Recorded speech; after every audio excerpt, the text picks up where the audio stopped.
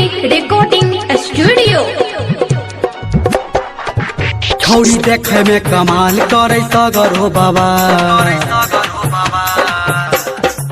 छौरी देखे में कमाल करे सगर हो बाबा, छौरी देखे में कमाल करे सगर हो बाबा। जाके घूमे सब छौड़ा सबके टोली में,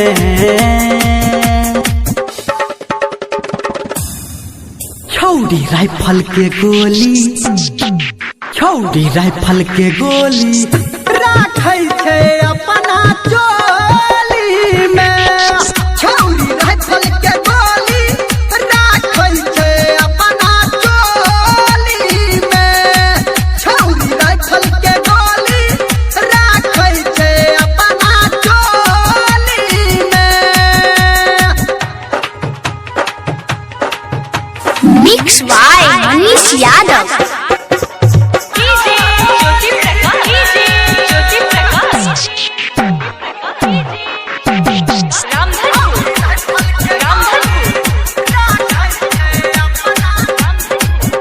एकर नहना कटीली चलाबै छै बान, छौरी 16 बरस में भेलै जवान।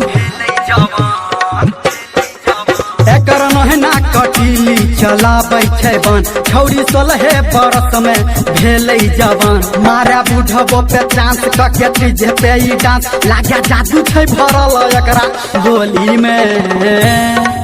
छौरी राइफल के गोली, छौरी राइफल के गोली राखै छै अपना चोली में। छौरी राइफल के गोली राखै छै अपना चोली में। छौरी राइफल के गोली राखै छै अपना चोली में। Mix by Manish Yadav.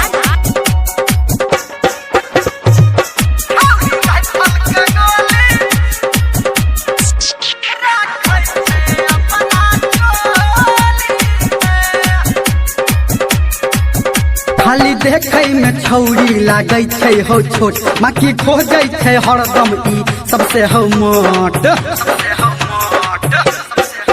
खाली देखे में छौरी लागे छै हो छोट, माकी खोजे छै हरदम ई सबसे हो मोट। छौरी देखे में नरम भीतर खूब छै गरम, खेला खेले खूब अपनाई खोली में।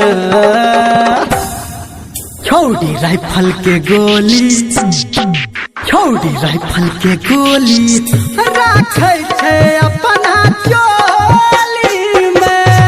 छौरी राइफल के गोली राखै छै अपना चोली में। छौरी राइफल के गोली राखै छै अपना चोली में।